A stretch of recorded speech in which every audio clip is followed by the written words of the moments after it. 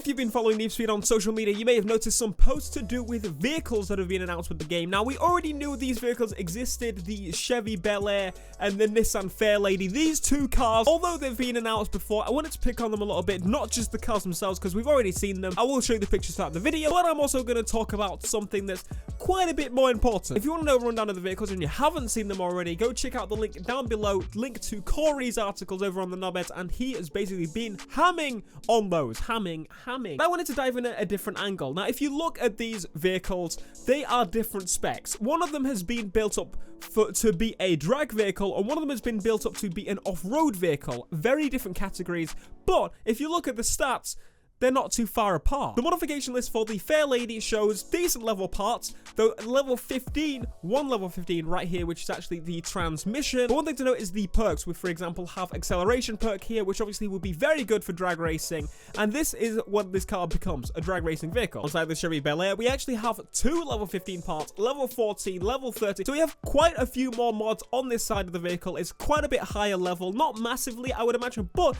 you would think it doesn't seem that much different level-wise.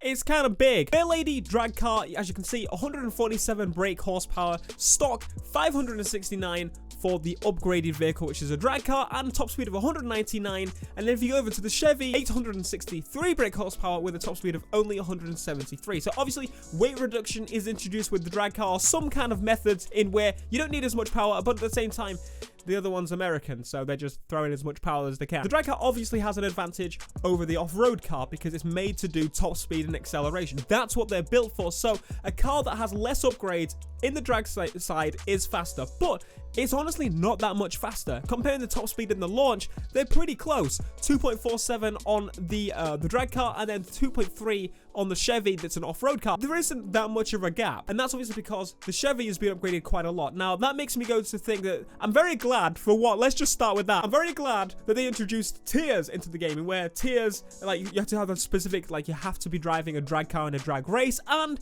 you also have to be around the right level. Everybody is around the level, matched level-wise, performance upgrades-wise, so that's definitely going to help us. The ones I'm interested to see, which I'm hoping is going to be a thing in this series of released cars, is that maybe we're going to see a drift car and a street racing car, just to see how close these can be. How close they will be on upgrades. I'm hoping very close, so we can get an idea of, can you really drive around in the free roam and keep up with a race car in a drift car?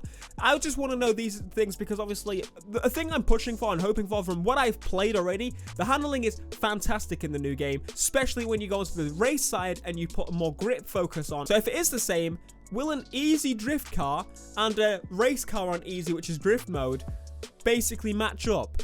I'm curious about this. I want to know how this plays out. You know that me and Matthew are going to make videos on it, testing it, seeing how it works. Need for Speed testings. Before we move on for that, in this list as well, we've also got other stats that you wouldn't really think would be in there. For example, nitro capacity. So I would assume 10 is maybe the maximum. That's what it has on the Fairlady. On the Chevy, there's 5, which I would assume is half. And then there's nitro power, which is 5 on the Chevy. And over on the Fairlady, we have 6.8. So you can see that the perks as well, I would assume, calculate to adding towards this, and the parts you get, the certain manufacturers, that kind of thing.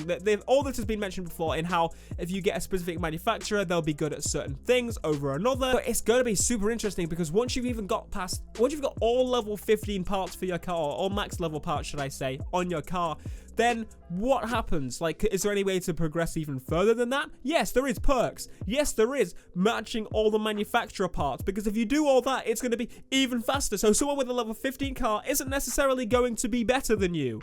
It's interesting. Also in there, we have airtime, which means I would assume the lightness, the weight of the car. I would have preferred a weight stat, if I'm honest with you. That would have been nicer. Airtime, obviously, I would assume the off-road car is going to be better at that because of the suspension and that kind of thing. And also, I would assume it's just tuned towards being like that, right? It just makes sense. Landing's an interesting one. I would, again, assume that's to do with suspension. So the Bel Air has got that because it's an off-road vehicle. Brake power, the Chevy has that. Off-road brakes compared to drag brakes. I think maybe it should be about, like, maybe both need this category a lot. Again, it's cool that these kind of cross over and would work in any category. You would normally see just stats like braking. Here's a bar out of 10. It's good or bad. So brake power and brake response. So all of these are things you got to consider when building a vehicle, and obviously you want to build the vehicle to be as good in as many categories as it possibly can. Like that's what you're aiming for here. Obviously, one is a drag car, so it should naturally be faster if it was matched levels.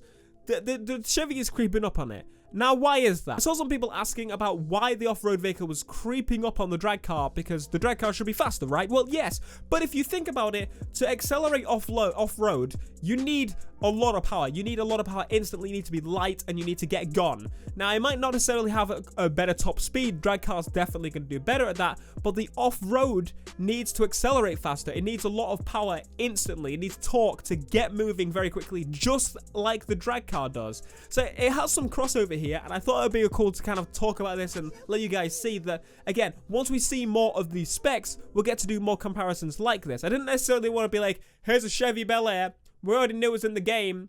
Interesting, right? Subscribe. These vehicles are the ones you find around the map, so these can be upgraded insanely. It's an insane levels in every kind of aspect, so you don't have to limit yourself to this being an off-road car, this being a drag car.